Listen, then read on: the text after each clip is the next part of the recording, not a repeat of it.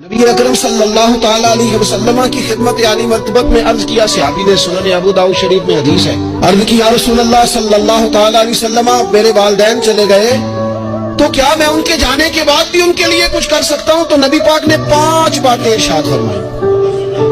फरमाया हाँ, एक तो उनके लिए दुआ मांगा कर, दूसरा अल्लाह के महबूब ने फरमाया उनके लिए इस्तिगफार किया कर, तीसरा रसूल करीम अलैहिस्सलाम ने फरमाया अगर उन्होंने किसी से कोई वादा किया था तो उसे पूरा कर दे, अगर तुझसे हो सके।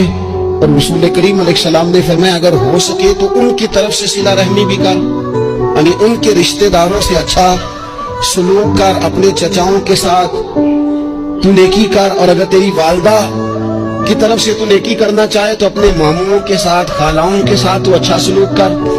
और फिर 5वें नंबर पर महबूब ने फरमाया अपने वालिद के दोस्तों की ताजीम कर, उनके लिए तेरे दिल में अच्छे जज्बात हो।